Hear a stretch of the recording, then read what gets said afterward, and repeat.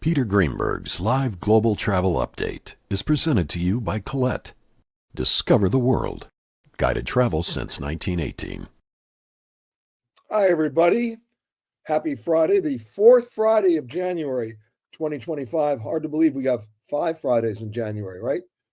3rd, 10th, 17th, 24th, and a week from today, the 31st. Hope you're having a great time wherever you happen to be. We're coming to you from New York, a nice, balmy, and cold New York. Lots of things to talk about in the news, but let's first get to the top one. As you know, President Trump is in North Carolina as I speak, surveying the hurricane damage there before heading out west to survey the still smoldering on fire situation in Southern California. The relief efforts continue as we speak. They're not going to go away anytime soon because the loss here is generational. The rebuilding will take at least a decade if we're lucky. We're dealing with a lot of homeless people, infrastructure destroyed, communities destroyed. It's a very sad and tough situation. I want Anthony to post all the opportunities for you to help out and donate. This is where you can go. Operation USA, in the interest of full disclosure, I'm on the board of this charity, have been for many, many years. They do amazing work. It was actually started by Julie Andrews, and they did most of their work overseas, removing landmines in Cambodia, assisting in all the hurricane and tsunami and earthquake work around the world. And now they're back helping out in Southern California, where they also happen to be based.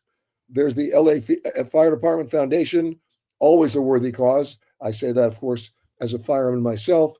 Direct Relief, and finally, of course, the American Red Cross. I'm going to leave it up there for about another 20 seconds in case you want to write it down.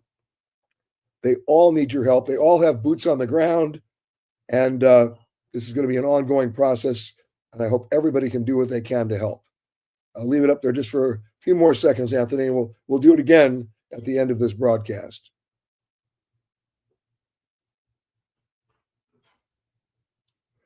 Okay, now let's talk about what's going on around the rest of the world and the news.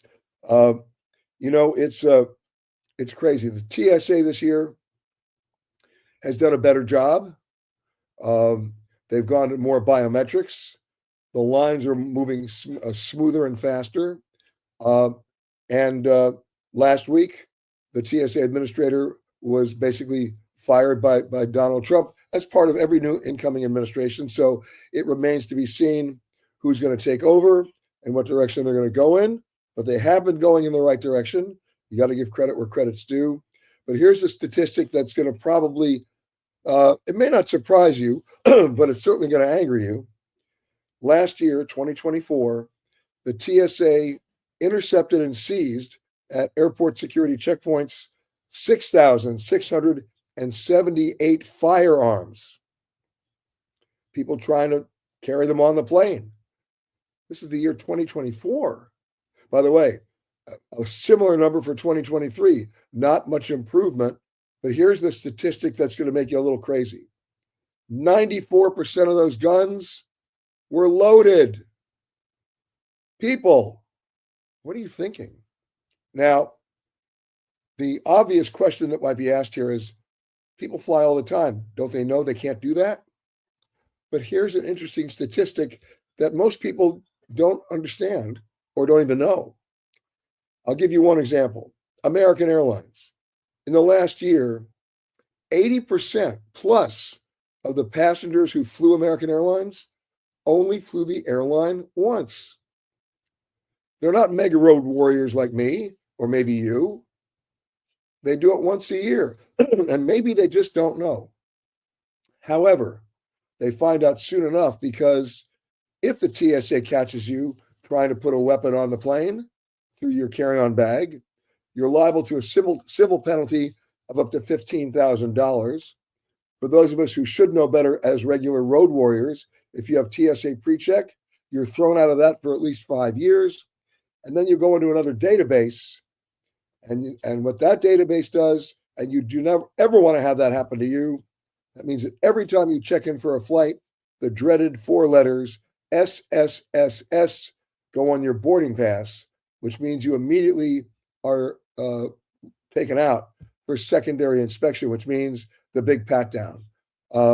So statistic we don't want to see next year. Right now, 6,678 firearms, 94% of those were loaded.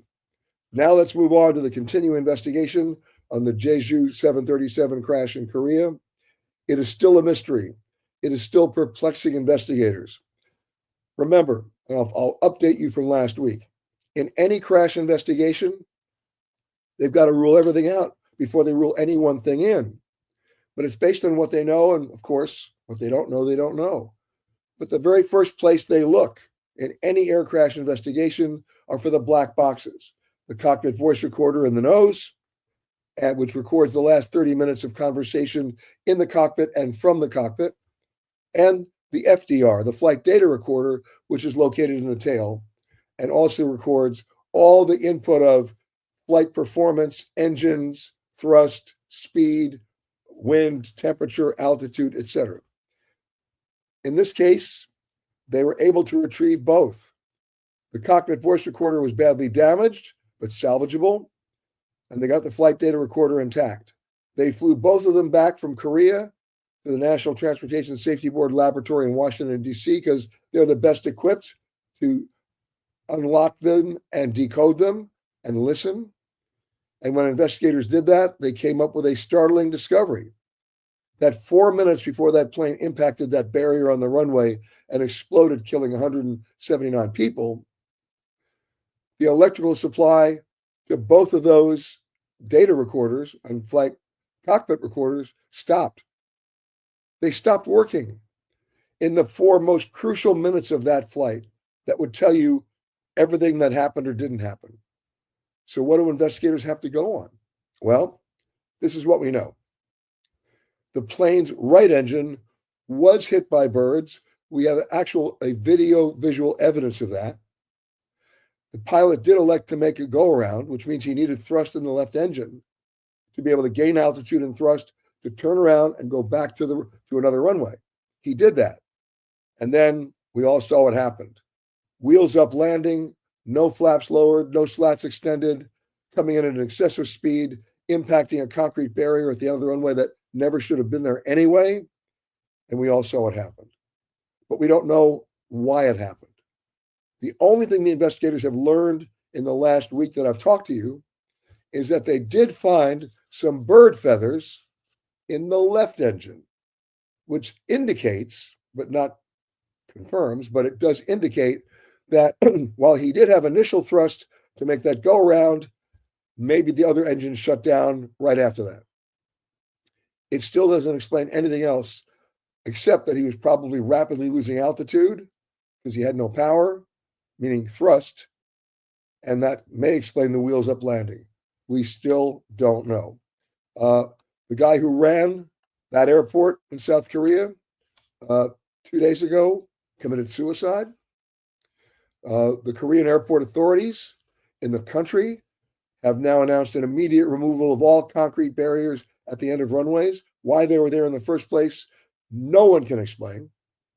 Stupid. And we'll stay on top of the story. The bottom line, though, is we still do not know.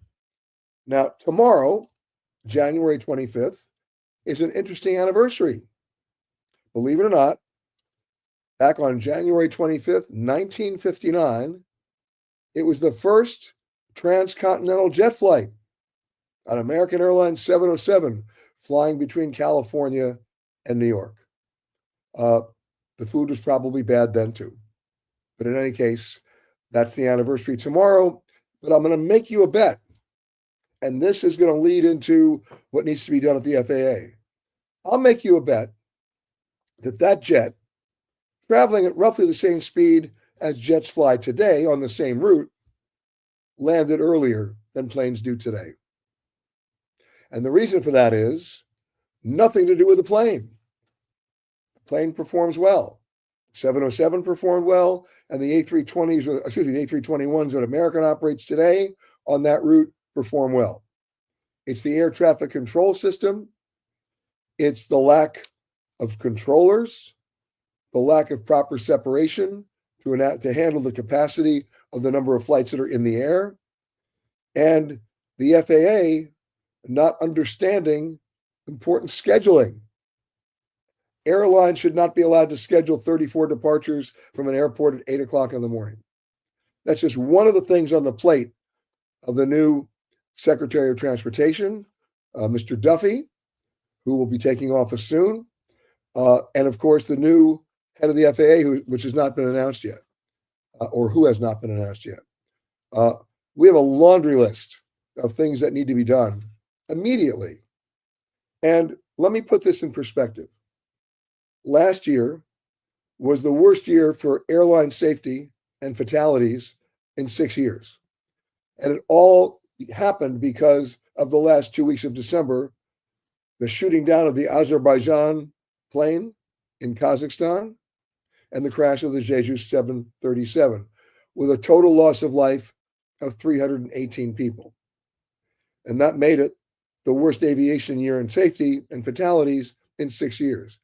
Now, let's put that in perspective. More than 4 billion people flew in the world in 2024. And we're talking 318 fatalities. Now, that number 318 is still unacceptable, but put in perspective, the odds are so in your favor in terms of air safety. There's not another industry that I know, certainly in transportation, not train, not car, not bus, that can come close to that amazing statistic. Now, having said that, let's go one step further. Can we improve on this amazing batting average? Probably not. It's that good. But based on the laundry list of things the FAA has not done, has never done, and in some cases continues not to do, can we maintain that average? And my opinion, and I try to speak with portfolio and some history here, is they can't.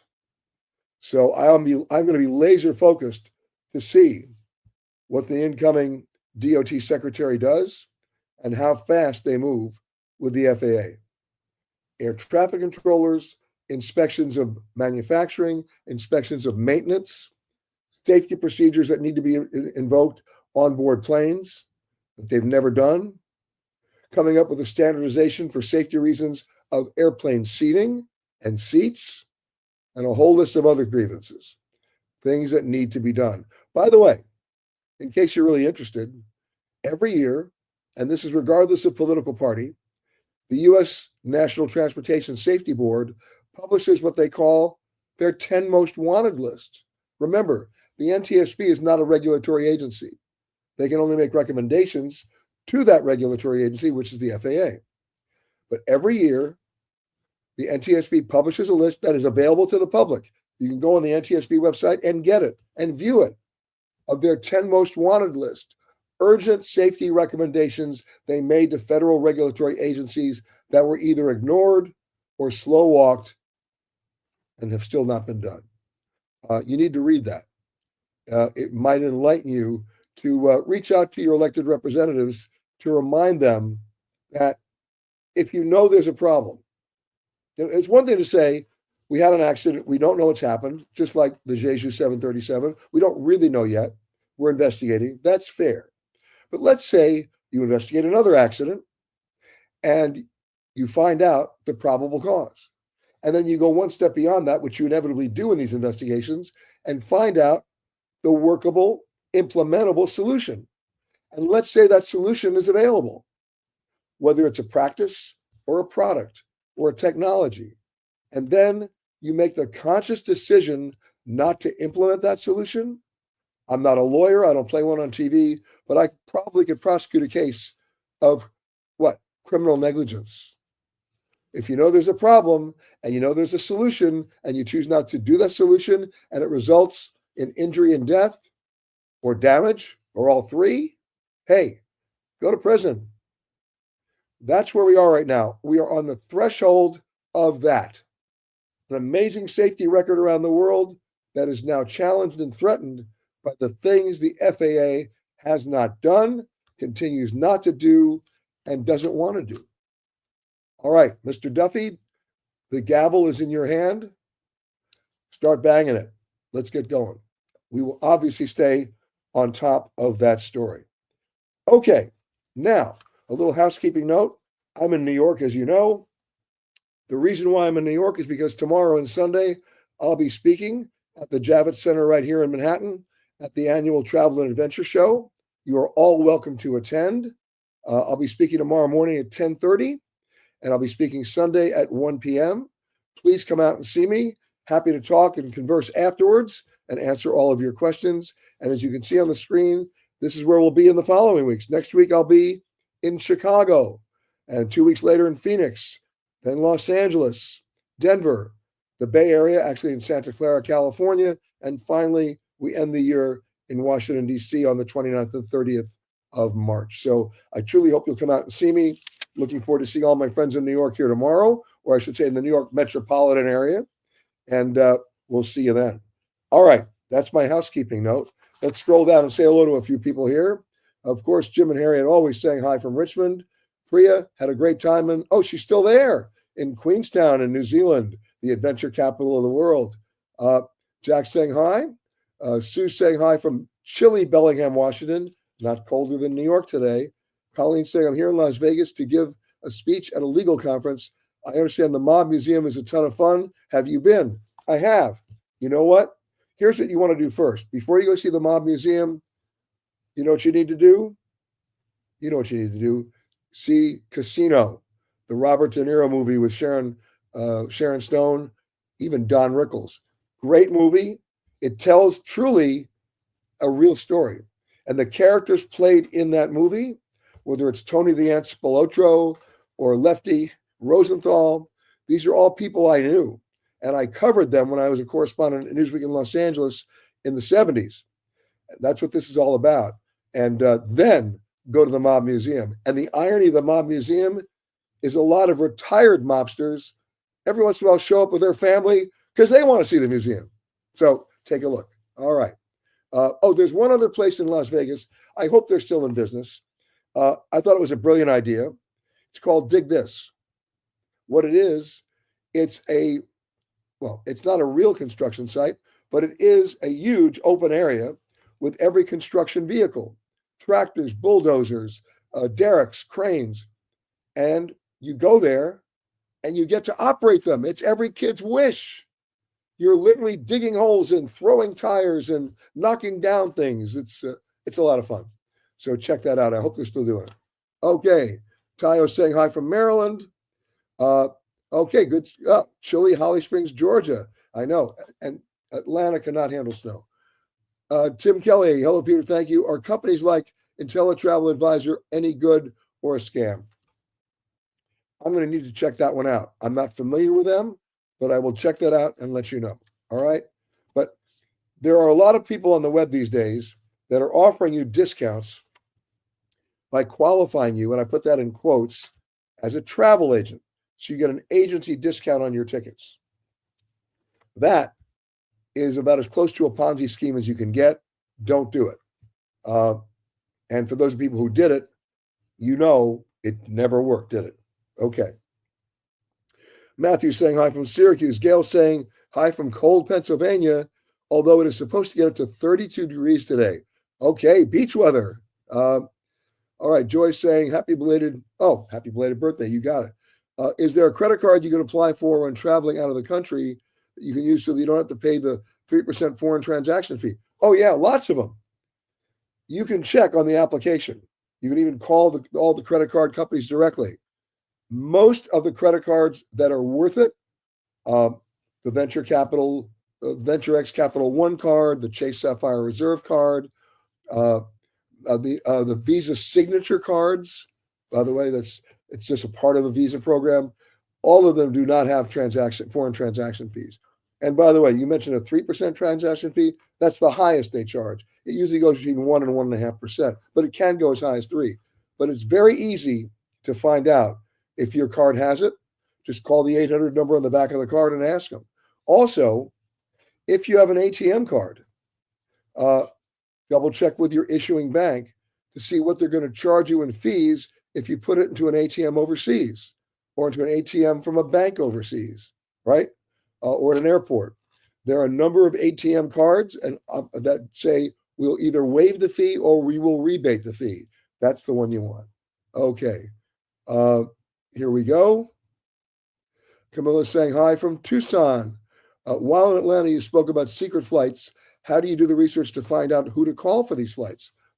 Okay, secret flights in the industry are called Fifth Freedom flights. Now, what a Fifth Freedom flight is, it's an agreement between airlines and countries that allows an airline that's not based in country A to fly from a city in that country to a city in another country nonstop where they are also not based and take passengers. So, for example, New York to Milan, Emirates, Sao Paulo to Buenos Aires, Turkish. Frankfurt to New York is another secret flight. Singapore, they're allowed to take passengers. Now, they may not always be listed on your computer screen when you go on to make a reservation online. This is where a travel agent or a travel advisor can come in handy. Because in many of these cases, these are positioning flights. That New York to Milan flight continues on as a Milan to Dubai flight. And the Turkish airline flight continues on to Istanbul. And the Singapore airline flight that goes from Frankfurt to New York started in Singapore. So they've got to move the plane anyway. And it's amazing that most of their revenue at that point becomes incremental. The planes are not always crowded and you're getting better service. Gotta love it. So check with a travel agent or a travel advisor. Or if you watch our show, The Travel Detective on PBS, here's a plug. We do stories on Fifth Freedom flights all the time. We even just finished shooting one on something called Sixth Freedom flights. Now, I know you guys have not heard about that. It's a different bilateral international agreement that allows an airline, not based in country A, to connect you through their country onto a third country where they're also not based, and you don't have to go through immigration or customs. Your bags get connected right away. It's no schlepping. I'll give you an example. Every day, there's a flight from Montreal to Tokyo, Air Canada. And you would presume that the people on that flight are either Canadians or Japanese. Well, the majority are, but not all. A growing number of smart American travelers is flying up to Montreal and connecting that way. In many cases, the airfare is cheaper, the plane is not full, and you get better service. And by the way, Air Canada does that on the West Coast through Vancouver to places like Hong Kong. And later this year, they're going to go to Bangkok as well. So a lot of airlines have these. They're called Sixth Freedom flights, an opportunity for you to then check it out and do that through a travel agent or a travel advisor because they're not always listed on your computer screen. And in terms of Sixth Freedom flights, you almost have to build that itinerary yourself. But I guarantee you it's worth it. All right. Joyce says, I'm taking about 20 different meds. Wow. I have a note from a doctor of all meds taken. Do I need to carry all the meds in their original bottles when traveling out of the country? I would suggest it. But remember, every pill has that pharmaceutical designation stamped on the pill, which is a generic stamp that anybody can reference online if they're that interested. But as long as you have those letters from your doctor, which identifies the pill by its brand name as well as its generic name, you'll be good to go. Jeff says, I'm spending a few days in Singapore in July. Do you have one must-do dish or restaurant? I like it a little spicy. Well, I'll tell you where I like to go in Singapore. And we can give you a list of restaurants, but I'm going to go one step further. I'm going to tell you a store to go to that no tourist ever goes to. But once you're there, you're going to go, oh my God. It's called the Mustafa Center in Singapore. All the locals know it. What do they sell there?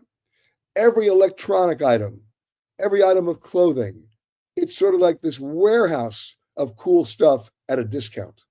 And if you're looking for a great set of headphones or earpods, they have everything there. Check it out. It's absolutely worth it. Okay. Tayo says, just curious, are there any FAA regulations on how many seats an airline can safely fit into an aircraft? Funny you should mention that. It's done in the reverse. The reverse is that if I have X number of seats on the plane, I'm required by the FAA to carry X number of flight attendants. It's not about how many seats I have. That's how many flight attendants I have to have. So you could be in there like beyond sardines, and they just have to add a few more flight attendants. It's crazy.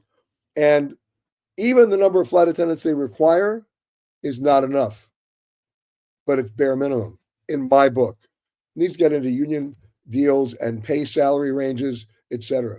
But what they need to do, without any doubt whatsoever, is come up with a standardized seating chart based on separation, space, and the aircraft type, and the distance between you and the nearest exit, because they're not adding any more exits to the plane, right?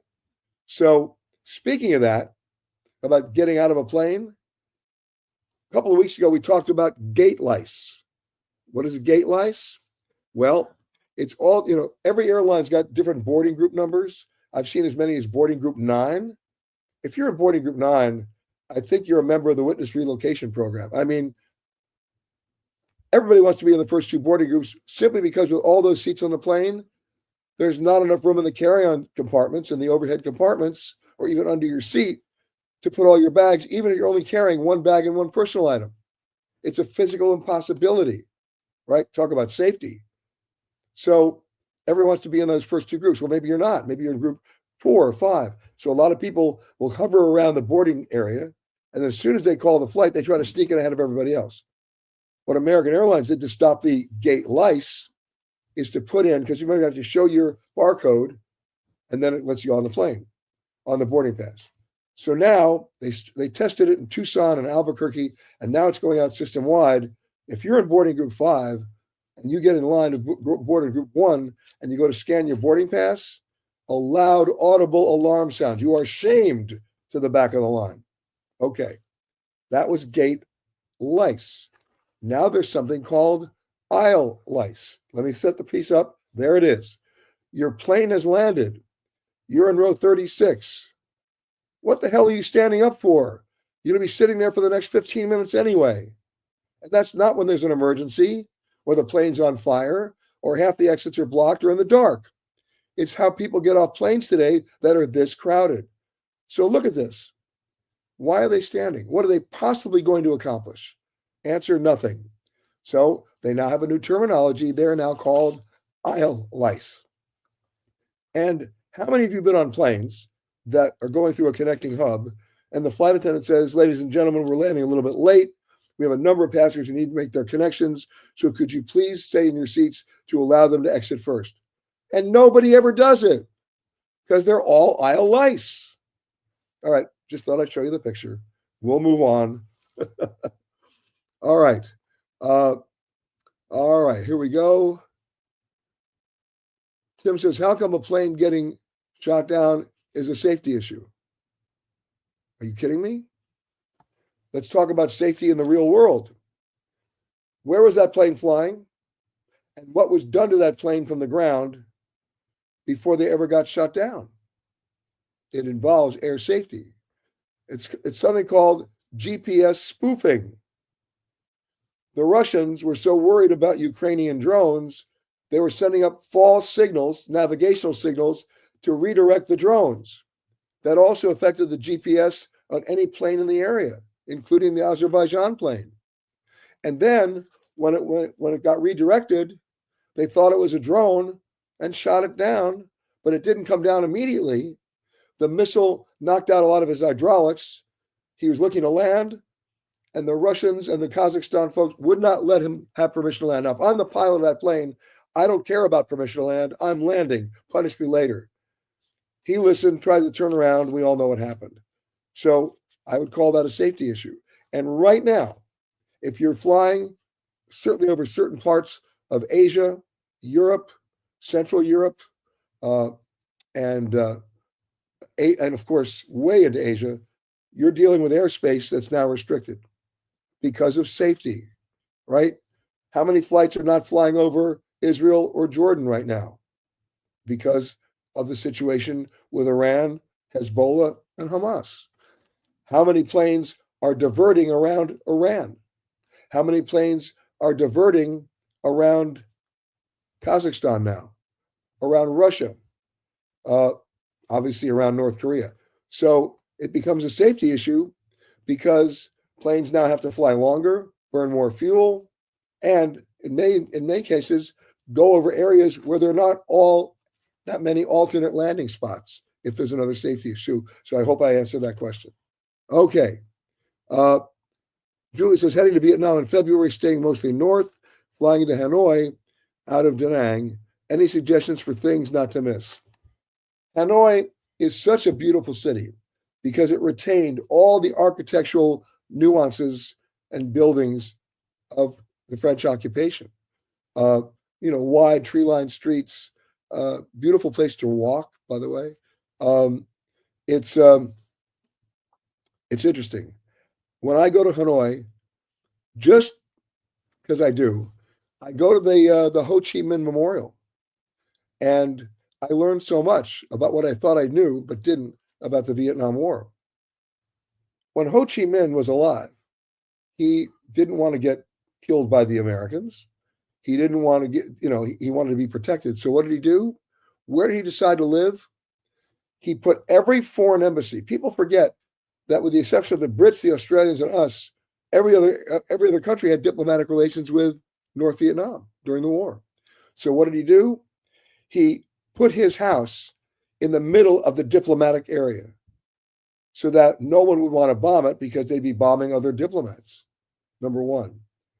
Number two, the diplomats in Hanoi lived very well because every day Air France flew a nonstop flight from Paris to Hanoi. And what was on that plane? You got it. The best wine, the best legumes, the best vodka, the best caviar. They ate very well. Third of all, I go to that museum or that mausoleum because he's been dead for, 70 years or 60 years? And he's encased in glass. And every once in a while, the Russian taxidermists have to come back in because his ear fell off, his nose said goodbye. So I always like to see how he's doing. And last but not least, here's a little known fact. You didn't want to know it, but I'm going to tell you. In London, at the Haymarket, there's a building there called New Zealand House. I know it very well because that's where the Newsweek Bureau used to be many years ago when I worked there. And in historic buildings in London, they have that blue oval plaque to say where Tennyson lived or where this poet lived or where this prime minister lived. There's a blue plaque there that nobody sees. And it says, back in the late 50s and early 60s, Ho Chi Minh was the doorman there. Oh, who knew? Okay, moving along. Pamela says, greetings from Silverdale. That's in Washington. Evelyn says, greetings from freezing Orlando. What is it, 40? Scott saying, got my tickets for travel show in Chicago. I'll see you there. Yes, I will, Scott. I'll see you there. Gina says, hi from San Diego. Miss going to the New York Travel Show. We'll be there in spirit. Hope to see you next in LA. You got it, Gina. Rory's saying, I know you know Bangkok. I do. Do you have a favorite restaurant? I'm going next week. I have a lot of favorite restaurants. One of them sounds very touristic, and it is if you go at night. No, you go there for lunch. It's across the river from the legendary Oriental Hotel. It's called the Sala Rimnon. And at lunch, you go in there, and the only people in there are locals, not tourists there for some dance show. And the menu there is unreal, and it's unbelievable. That's one. And by the way, in the old days when I used to eat meat, my favorite dish was at that restaurant. It was the chicken wrapped in pandana leaf. Just amazing. I will give you some more restaurants. If you go to our website, we'll try to post them, if not today, then tomorrow. But there are so many. And I have not had a bad meal in Thailand ever. I also like to eat out on the streets over in the Pratunam. The only rule of thumb, you eat it if it's cooked, period. And don't order a soft drink with ice. Don't even order a soft drink. You can have a beer. That'll be okay. All right? Okay, Tim wants to know, any update on Southwest Iceland Air? We were talking about a code share deal. We'll know more about that next week, but they are going to publish international routes as code share. And speaking of code share, let me share something with you. Sharing. Anytime you go online to book a flight and you see that your flight on the airline you think you're flying on has 4 digits, you're not flying on that airline. An American Airlines flight that has 4 digits is either operated by British Air, Japan Airlines, etc. Any airline that's got 4 digits, let's say Lufthansa, could be operated by United or many other airlines in the Star Alliance. And people get very confused by this, and it's crazy. And in fact, there are different inventories on the same plane for seats as well as ticket prices. So when you see that 4-digit code, scroll down to find the actual operating airline, which will also be listed on that website, and you might find a surprise. It could be either $400 less, I'm talking about international flights, or $400 more for the same plane operated by the same airline. Crazy, right? Okay. Here we go. Oh, Red saying, watching from Omaha. Uproar among British Airways frequent flyers with the program changes. You bet. British Airways is just the latest airline to devalue their program and turn it from a loyalty program into a spend program. I'm going to be talking a lot about that tomorrow at the Javits Center of the New York Times, because we are now bordering. I know this is a pretty harsh statement, but I'll back it up tomorrow. We are now bordering on what could legally be constituted as a criminal fraud. How can I say that? Very simple. If I make you a promise, and here I'm talking about frequent flyer programs or Avios points or frequent flyer miles or other points, but if I make you a promise, and that promise is, if you do X, I will do Y, meaning if you join the program and fly, you can redeem these tickets and you get to fly, and I know when I'm making that promise, I have little or no intention of keeping that promise, again, I'm not a lawyer, but I could prosecute a case of criminal fraud. That's what we're doing here. So in terms of air safety, I could probably prosecute the case of criminal liability or criminal negligence. Here, they're very close, exceedingly close to a legal definition of criminal fraud. I know you're in Omaha today, but for those people who are coming to the show tomorrow, I'll have a lot more to say about that. And we'll talk about that again next week on the Global Travel Update. Tim says, what's the difference between a travel agent and a travel advisor? Not much, except that we always used to traditionally call them all travel agents, but we live in a world of specialization. We now have travel agents who specialize in barge travel or bicycle travel, or they specialize in a particular destination, South Pacific travel. And therefore, they've elevated themselves to the role of advisor in that particular area of expertise. That's why we see all these consortia like Virtuoso or Signature or Travel Leaders of all these great travel advisors that are segmented out by areas of affinity, interest, and expertise. And that's the difference, right? Here we go.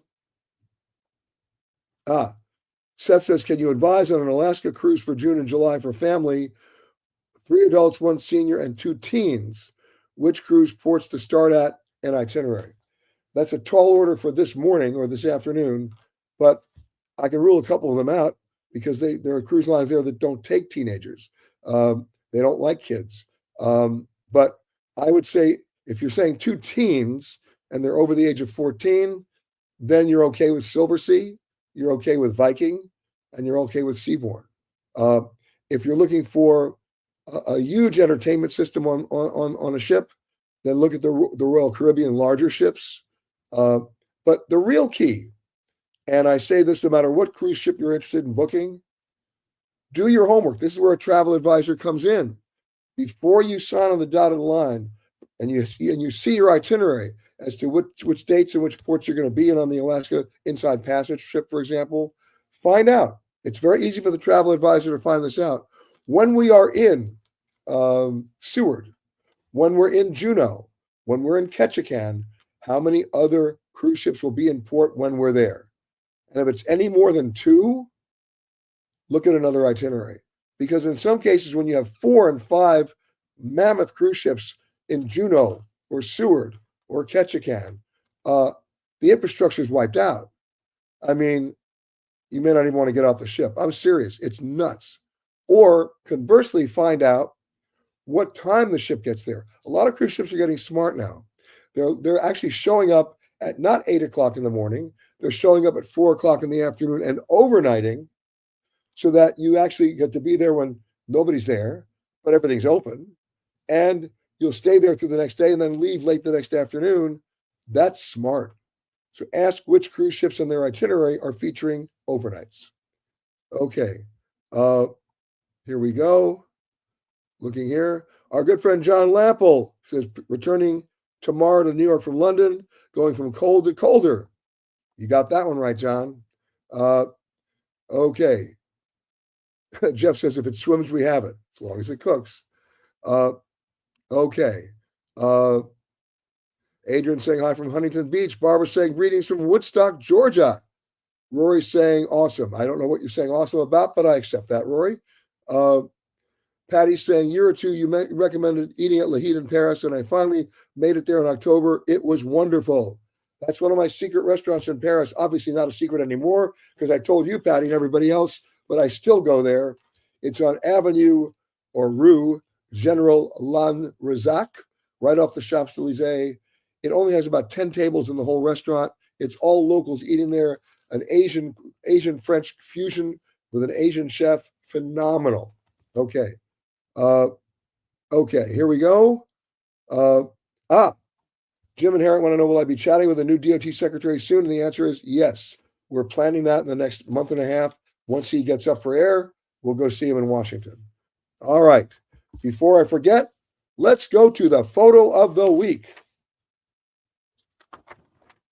You got it? Look at that. How simple is that? We love it. And the shout out goes to Sarah Tunbridge. She writes, my husband and I returned to the island of Maui in beautiful Hawaii to celebrate our wedding anniversary. Of course, the island behind them is Lanai. You know that. The first evening there, we were treated to a fantastic sunset. Now we can't wait for our next anniversary to return. Don't do the anniversary every 5 years. Do it every year, right? Always a good excuse to go back to Hawaii. Thank you for that. And if you think that your photo qualifies as the photo of the week, as Sarah's did, you know what to do. Send it to photocontest@petergreenberg.com, and we'll be glad to post it right up there along with Sarah's. Okay, we have a few minutes left. Some more housekeeping notes. Tomorrow, our radio show coming from, you guessed it, colder Florida. We're going to be coming to you from the Aquilina Resort and Residences on Sunny Isle Beach in a little bit north of Miami. It's their own really special Miami Riviera. They do a great job there. Speaking of restaurants, they got two of the best restaurants on the planet. They've got Avra, unbelievable seafood, and then for great Italian, because I know the restaurant from New York, it's Il Molino. So check that out. We're on the air tomorrow from 10 a.m. to 1 p.m. Eastern. If you can't find it in your market, no problem. We also stream the show live from 10:05 in the morning onwards. Just go to petergreenberg.com and we'll go from there. Guys, have a great rest of your weekend. For those in New York, I hope to see you tomorrow at 10:30 in the morning at the Javits Center for the Travel and Adventure Show. Please come armed with more questions. I'll be armed with more answers. Anthony Protas-Chung, thank you for handling the boards today. He's actually out in sub-freezing Long Island. Thank you for doing that, Anthony. And we'll see everybody online. We'll see everybody tomorrow, and of course on the radio as well. And until next week, where we do the global travel update from an even colder location. How about that for a tease? I'll see you next week, guys. Have a great weekend.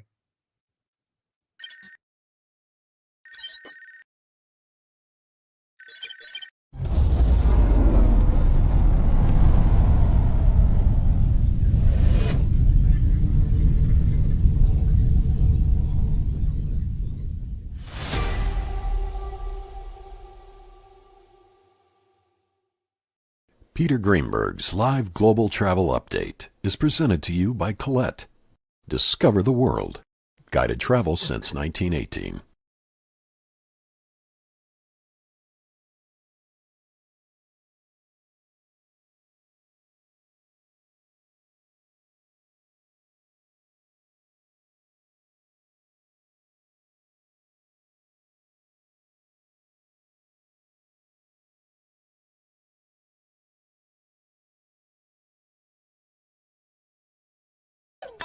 Coming soon on PBS, Hidden Uganda. and a remote island inhabited by some very special chimpanzees. What we do is take care of the orphan and rescued chimpanzees. They come when they're in a very poor health condition, and then they join the community at Ngamba. And while the chimps do forage for their own food, the facility does supplement their diet as well. And if you ask, you can help. Go throw it. It's coming. Oh, intercepted. Okay, I got you. Okay, you ready? Misunderstandings over food. Oh, nice catch. And then we show them the crates empty. Look at that. Bye-bye. See you at the next feeding. Just part of what you'll see on Hidden Uganda.